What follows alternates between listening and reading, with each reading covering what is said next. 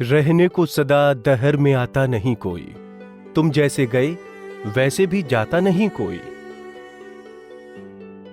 कैफ आजमी की ये पंक्तियां इरफान के जाने को बेहद करीब से महसूस कराती हैं। महज 53 साल की उम्र में इस तरह दुनिया को अलविदा कहकर चले जाने वाला ये कलाकार अपने पीछे अपनी शानदार फिल्में और बेहतरीन अदायगी की विरासत छोड़ गया है। इरफान तो चले गए लेकिन उनकी यादें यही हैं।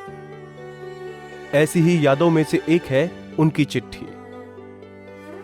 इरफान ने साल 2019 में अपने फेसबुक पर मीडिया के लिए एक ओपन लेटर लिखा था, जिसे पढ़कर आपकी आंखें भी नम हो जाएंगी।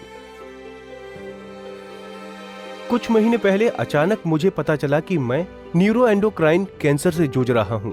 मेरी डिक्शनरी के लिए यह शब्द बेहद नया था।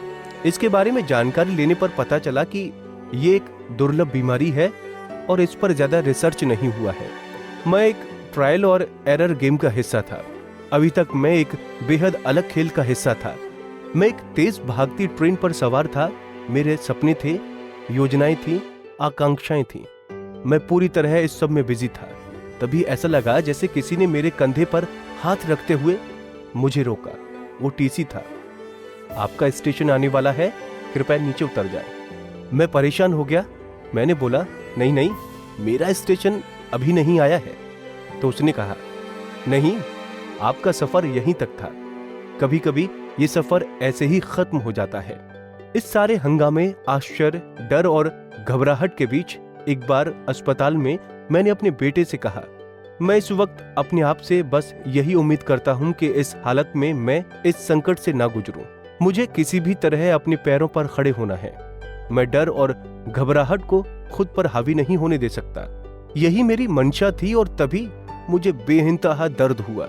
जब मैं दर्द में थका हुआ अस्पताल में घुस रहा था, तब मुझे एहसास हुआ कि मेरा अस्पताल लॉर्ड्स स्टेडियम के ठीक सामने है। ये मेरे बचपन के सपनों के मक्का जैसा था। अपने दर्द के बीच मैंने मुस्कुराते हुए विवियन रिचर्ड्स का पोस्टर देखा। ऐसा कुछ नहीं हुआ मानो वो दुनिया कभी मेरी नहीं रही हो। इस हॉस्पिटल में मेरे वार्ड के ठीक ऊपर कोमा वार्ड है। मैं अपने अस्पताल के कमरे की बालकनी में खड़ा था और इसने मुझे हिलाकर रख दिया। जिंदगी और मौत के खेल के बीच मात्र एक सड़क है। एक तरफ अस्पताल, एक तरफ स्टेडियम। दुनिया में बस एक ही चीज निश्चित है, अनिश्चितता।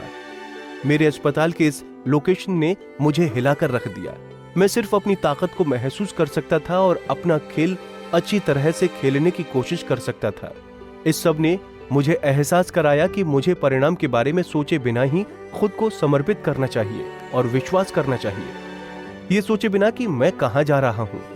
आज से 8 महीने, आज से 4 महीने या 2 साल बाद अब चिंताओं ने बैक सीट ले ली है और अब धुंधली सी होने लगी है।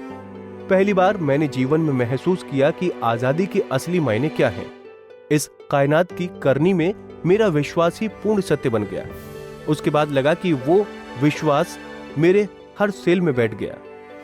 वक्त ही बताएगा कि वो ठहरता है कि नहीं। फिलहाल मैं यही महसूस कर रहा हूँ। इस सफर में सारी दुनिया के लोग मेरे सेहतमंद होने की दुआ कर रहे हैं, प्रार्थना कर रहे हैं। मैं जिन्हें जानता हूँ और जिन्हें नहीं जानता, वो सभी अलग अलग जगहों और टाइम जोन से मेरे लिए प्रार्थना कर रहे हैं। मुझे लगता है कि उनकी प्रार्थनाएं मिलकर एक हो गई हैं। एक बड़ी शक्ति तीव्र जीवन धारा बनकर मेरे पाइन से मुझ में प्रवेश कर सिर के ऊपर कपाल से अंकुरित हो रही है। अंकुरित होकर ये कभी कली, कभी पत्ती, कभी टहनी और कभी शाखा बन जाती है। मैं खुश होकर इन्हें देखता हूँ। लोगों की सामूहिक प्रार्थना से उपजी हर टहनी, हर पत्ती, हर फूल मुझे एक नई दुनिया दिखाती है। एहसास होता है कि जरूरी नहीं कि लहरों पर ढक्कन का नियंत्रण हो, जैसे आप कुदरत के पालने में झूल रहे हो।